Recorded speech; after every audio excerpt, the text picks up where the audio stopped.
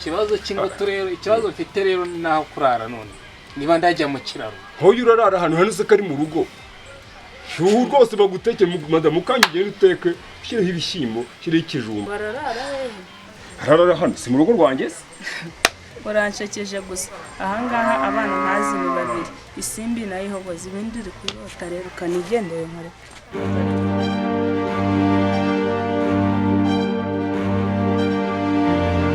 mwese muri abana banjye niyo mpamvu ngiye kwiga mu kibazo cyane muzehe rero uyu mugore twari dufitanye ibibazo nawe ngira ngo urabizi icyo gihe turwana nari netse araza kubita inkono mu gihe nibwo nakoze iryo kosa ndihanira ariko ntabwo bivuze kugurisha ibyanjye yawe turabizi ibyo gusubira mu bace nkera mu cyamo tuzi ko uve muri gereza ibyo gusubira muri ibyo ngiye mwikwibuti nyene ndashaka kugira ngo uvuge ukuntu wagurishije isambu ahubwo zaneyo mafaranga wagurishije hariya niturangiza tugende tugaruze iriya sambu ntabwo byumvikana mumbwira ngo nzana amafaranga hanyuma sibyo namugemuye ntabwo byavuye muri aya mafaranga nagurishije none se hoko ubwo isambu yose wayigemuriyeho umugabo uraho byose yarabiriye n'isambu yose arayimara ariko naragenze ndabona ko byari ibi byose bimeze bite ibijumba 3 n'igice nibyo ngo yanjye nibyo byavuye mu isambu yanjye nabwo rimwe ritagira icya kabiri ariko se ko Hogoza mwana wanjye watewe n'ibiki kubitekereza mu macuri kugira ngo n'isimbi mutoya akurusha ubwenge kubita ijambo gore n'icyo umusubiza ariko nakumira ninjye mwagize ikiganiro ni kwa mugabo wibagije umasheke y'impimbano ngo bana amafaranga umpaye nkawe warangiza ukaza uvuga ngo naragurishije ubuse ko waronsiganye umwana wabonaga azatungwa n'amabuye nta mata wansigiye nta n'ikindi kintu nta kuvuga ngo uransigira imbuto ngo warangiza ngo uravuga ngo naragurishije mbese ariko ndibutse ubundi kuki umugira ngo nuko ndi umusaza nyuma yuko umwana wese umuzana mu minsi 2 bivuze ngo nta nubwo acyo cyangwa se yo nkibiri ngaho yumvire muzika iyumvire nawe uti namuhaye sheke tazigamije wamuhaye sheke tazigamije ubuse ntabwo habuze gato niba baranzanye muri gereza tugasangira impungure iyo ntagira utwo dufaranga urabona umwana yari kuzatunga neza akuse ihogo ubu amafaranga yagurishije isambu yose yarashize ubu nta rimwe risigaye nawe amafaranga ko yashyize rero mbabwire mwabana dore nta kintu kiruta isambu icyo ngiye kubagiraho inama kwirwa muri rwo gucya mu matiku nta kintu byabamarira uretse gusenya umuryango n'ubundi mugatandukana ukiza rero mbahaye intuza iminsi nk'itatu muganire mungene musubirane yuko ibintu bishobora kuba byanashakwa umukwe wanjye umva rero mwihangane ahubwo reka mbe ngiye mujye mutangiye mujyane ibiganiro ariko bizakemuka n'isambu yanagaruka simbizi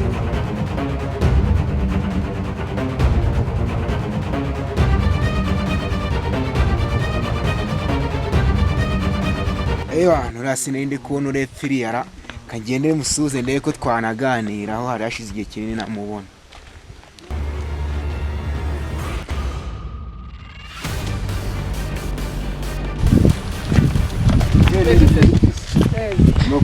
meza shaberukana nkubona muri shoya mbarimo mbazi mbarimo mbazi nye twahuriye mu mihanda mbya ko afite igikwe ahambwa ati nyine nzagitata nje nsanga ni n'igikwe cy'abantu 5 mwa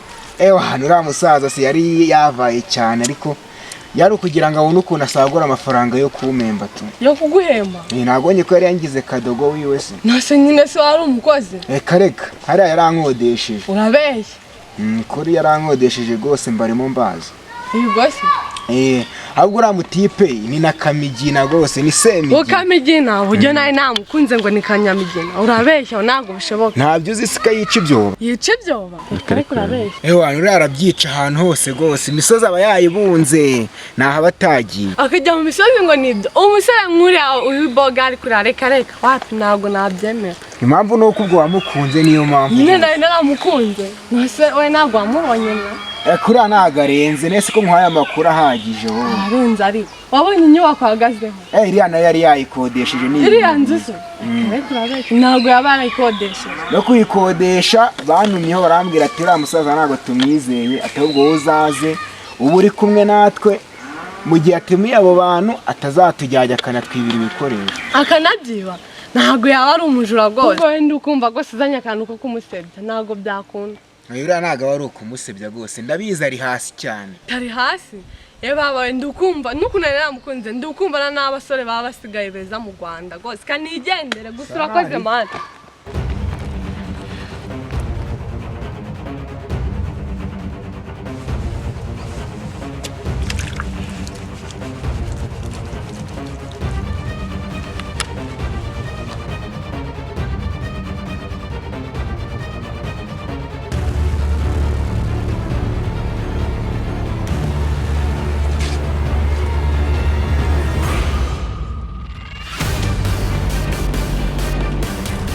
Mama, Karame mwana se mama, ibyo imiti harya uko ntari kubona ntabisobanukiye bite. Kandi ubwo wayisohoye dore kuko nawe utajya wumva ubwo uragira ngo hagire abayibona babikeke.